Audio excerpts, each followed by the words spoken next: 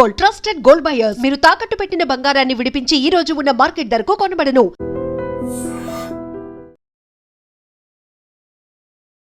Jubilee Hills assembly ఉప ఎన్నికకు సంబంధించినటువంటి షెడ్యూల్ని కేంద్ర ఎన్నికల సంఘం రిలీజ్ చేసింది. నవంబర్ 11న ఎన్నిక జరుగుతుంటే నవంబర్ 14న కౌంటింగ్ ఉంటుంది, అదే రోజు ఫలితం వెల్లబడుతుంది అని కేంద్ర ఎన్నికల సంఘం అనౌన్స్ చేసింది. దీనికి సంబంధించినటువంటి షెడ్యూల్ని ఈరోజు కేంద్ర ఎన్నికల సంఘం రిలీజ్ చేసింది. బీహార్ అసెంబ్లీ ఎన్నికలతో పాటుగా జూబ్లీహిల్స్ ఉప ఎన్నిక కూడా జరగబోతోంది. ఈ నెల 13వ తేదీన ఎన్నికల సంఘం నోటిఫికేషన్ విడుదల చేస్తుంది. ఆ రోజు నుంచే నామినేషన్ల ప్రక్రియ అనేది ప్రారంభమవుతుంది. ఇక ఈ నెల 21వ తేదీ వరకు నామినేషన్లను స్వీకరిస్తారు. 22న నామినేషన్ల మీద స్క్రూటినీ అనేది జరుగుతుంది. నవంబర్ 11వ తేదీన ఉప ఎన్నిక జరుగుతుంది. ఇక నవంబర్ 14వ తేదీన కౌంటింగ్, ఫలితాలు విడుదల అనేది ఉంటుంది అని కేంద్ర ఎన్నికల సంఘం ఈరోజు షెడ్యూల్ని రిలీజ్ చేసింది. జూబ్లీహిల్స్ బై ఎలక్షన్ మీద ఇప్పటికే రాష్ట్రంలో 3 ప్రధాన పార్టీలు చాలా కీలకంగా భావిస్తున్నాయి, ప్రతిష్టాత్మకంగా భావిస్తున్నాయి. ఇందులో భాగంగా అభ్యర్థుల ఎంపికకు సంబంధించి కూడా తీవ్ర స్థాయిలో కసరత్తులు కూడా మొదలయ్యాయి. అయితే అందరికంటే ముందుగానే ఎన్నికల బరిలోకి నిలబడినటువంటి బీఆర్ఎస్ తమ అభ్యర్థిని అనౌన్స్ చేసింది. ఉప ఎన్నిక అనివార్యమైనందున ఇక్కడ అకాల మరణం చెందినటువంటి Jubilee Hills BRS sitting MLA Maganti Gopinath భార్య సునీతను తమ అభ్యర్థిగా బీఆర్ఎస్ అనౌన్స్ చేసింది. ఈ ఎన్నికల బరిలో తాము ముందు వరుసలోనే ఉన్నామని చెప్పింది. ఇక రాష్ట్రంలో అధికారంలో ఉన్నటువంటి కాంగ్రెస్ పార్టీ, కేంద్రంలో ఉన్నటువంటి బీజేపీ కూడా ఈ ఎన్నికలను చాలా ప్రతిష్టాత్మకంగా తీసుకున్నప్పటికీ ఇంకా అభ్యర్థుల వేటలోనే మునిగిపోయాయి. అయినప్పటికీ కూడా ఎన్నికలకు సంబంధించినటువంటి క్యాంపెయిన్ని 3 పార్టీలు చాలా తీవ్ర స్థాయిలో జరుపుతున్నటువంటి పరిస్థితి కనిపిస్తోంది. తమ సత్తా ఏంటో చూపించుకోవాలని 3 పార్టీలు కూడా ఈ ప్రచార పర్వంలో ముందుకు దూసుకుపోతున్నాయి. బీహార్ ఎన్నికల తేదీని ప్రకటించిన వెంటనే జూబ్లీహిల్స్లో కూడా ఎన్నికలు జరుగుతాయి అనేటువంటి ఒక ముందు నుంచి కూడా అంచనాలు వేస్తూ ఉన్నారు. 6 నెలల్లో ఎన్నికలు జరగాలి కాబట్టి నవంబర్ 11న జూబ్లీహిల్స్ ఉప ఎన్నిక అనేది జరగబోతోంది. ఇక కాంగ్రెస్కి సంబంధించి చూస్తే అక్కడ సర్వేల మీదే జూబ్లీహిల్స్ అభ్యర్థిని ఎంపిక చేయాలి అని కాంగ్రెస్ పార్టీ భావిస్తోంది. ఈ నేపథ్యంలోనే 3 అభ్యర్థులని షార్ట్ లిస్ట్ చేశారు.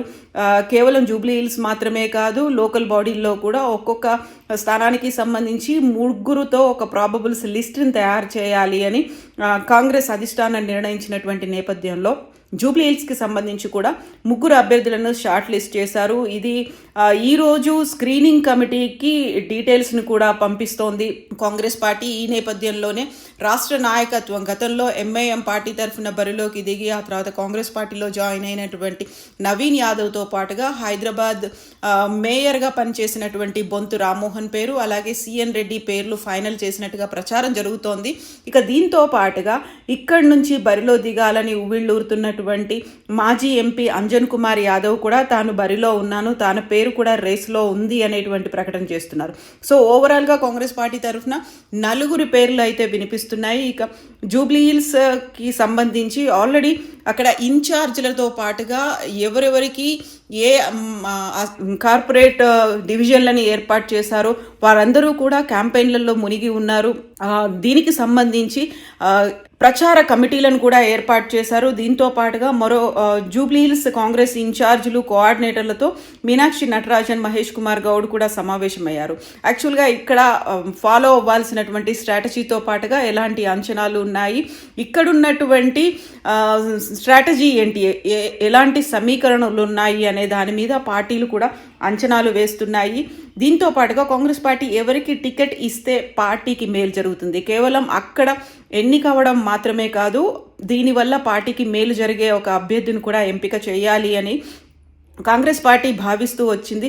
గతంలో అనివార్యమైనటువంటి కంటోన్మెంట్ ఎన్నికలో కూడా ఉప ఎన్నికకు సంబంధించి అక్కడ లాసనందిత కూడా అకాల మరణం చెందడంతో జరిగినటువంటి ఉప ఎన్నిక అనివార్యమవడంతో ఆ స్థానాన్ని కాంగ్రెస్ పార్టీ గెలుచుకుంది. అక్కడ సానుభూతి ఓట్లు ఫలించలేదు అనే భావనతో ఉన్నటువంటి కాంగ్రెస్ పార్టీ ఈసారి కూడా సానుభూతి పవనాలు వీయవు, దీంతో సానుభూతి ఓటు అనేది ఉండదు, అది వీగిపోతుంది. కాబట్టి కాంగ్రెస్ పార్టీయే గెలుచుకోవాలి అనేటువంటి అంచనాలు, దానికి తగ్గ స్ట్రాటజీలతో ముందుకు వెళ్తోంది. అందులో భాగంగానే బలమైనటువంటి అభ్యర్థిని ఎంపిక చేయడం, ఆ అభ్యర్థి వల్ల కాంగ్రెస్ పార్టీకి ఎలాంటి మేలు జరుగుతోంది, ఇలాంటి అంచనాలతో కాంగ్రెస్ పార్టీ అభ్యర్థుల్ని ఎంపిక చేస్తోంది. ఇక బీజేపీ కూడా అభ్యర్థి కోసం ఒక 3 మెన్ కమిటీని కూడా ఏర్పాటు చేసింది. జూబ్లీ హిల్స్ నేతల అభిప్రాయాలను, అక్కడ ఉన్నటువంటి కార్యకర్తల మనోభావాలను కూడా సేకరించింది. టికెట్ రేసులో లంకల దీపక్ రెడ్డి పేరు బలంగా వినిపిస్తోంది. దీపక్ రెడ్డి గతంలో కూడా ఇక్కడ నుంచి జూబ్లీ హిల్స్ ఎన్నికలో బరిలో నిలిచారు. తను ఇప్పుడు సెంట్రల్ కమిటీకి అధ్యక్షుడిగా కూడా ఉన్నారు. దీపక్ రెడ్డితో పాటుగా కీర్తిరెడ్డి, ఆకుల విజయ, వీరపనేని పద్మ కూడా టికెట్ ఆశించారు. వీరందరూ కూడా గతంలో తమకు టికెట్ వస్తుంది అనేటువంటి ఆశాభావం వ్యక్తం చేశారు. దానికి తగ్గట్టుగా క్యాంపెయిన్లు కూడా చేసుకున్నారు. తమ క్యాడర్ని బలపరుచుకునే ప్రయత్నాలు కూడా చేశారు. బట్ ఇప్పుడు ఆశావాహుల పేర్లు ఎక్కువగా ఉన్న నేపథ్యంలో మళ్ళీ గతంలో ఇక్కడి నుంచి బరిలో దిగినటువంటి అభ్యర్థి దీపక్ రెడ్డికే ఇస్తారా, లేకుంటే సరికొత్తగా ఇతర పేర్లను కూడా ఎవరినైనా ఎన్నిక చేస్తారా, ఇతర నాయకులని అనేటువంటి అభిప్రాయాలు కూడా వ్యక్తమవుతున్నాయి.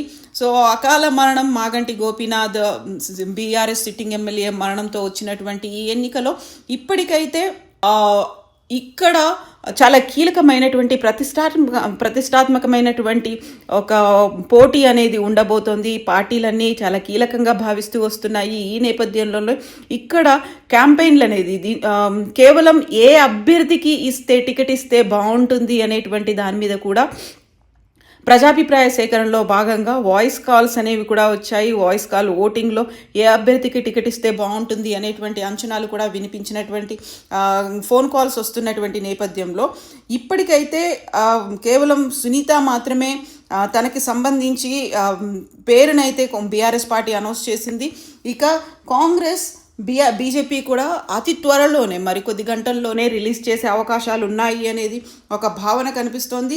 ఇక దీంతో పాటుగా బీహార్ ఎన్నికలకు సంబంధించి షెడ్యూల్ను కూడా రిలీజ్ చేసింది. నవంబర్ 22 లోపు అసెంబ్లీ ఎన్నికల ప్రక్రియ పూర్తి చేస్తామని గతంలోనే కేంద్ర ఎన్నికల సంఘం ప్రకటించింది. ఈ మేరకు ఎన్నికల సంఘం పోలింగ్ తేదీలని వివరాలని కూడా వెల్లడించింది. 243 అసెంబ్లీ స్థానాలకు ఎన్నికలు జరగనున్నాయి.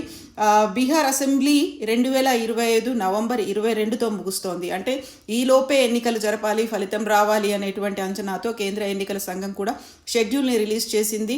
2 విడతల్లో ఎన్నికలు జరుగుతున్నాయి. అక్కడ నవంబర్ 6, నవంబర్ 11 తేదీల్లో ఎన్నికలు జరుగుతున్నాయి.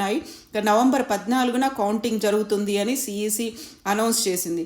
సో ఈ 2వ విడతలో భాగంగా తెలంగాణలో కూడా ఉప ఎన్నిక జరగబోతోంది. ఇక 14వ తారీఖున రిజల్ట్ అనేది రాబోతోంది.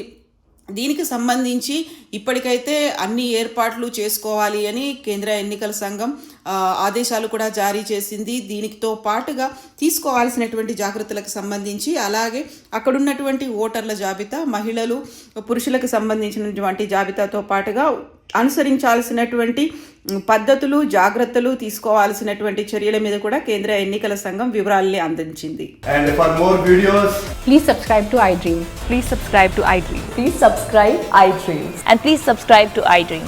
For more videos, subscribe to iDream. please like, share and subscribe to the channel. Congratulations, iDream. Subscribe to iDream. Subscribe to iDream. So subscribe to iDream Media. iDream की iDream team अंदर की huge congratulations. Please subscribe iDream Media. Please subscribe to iDream.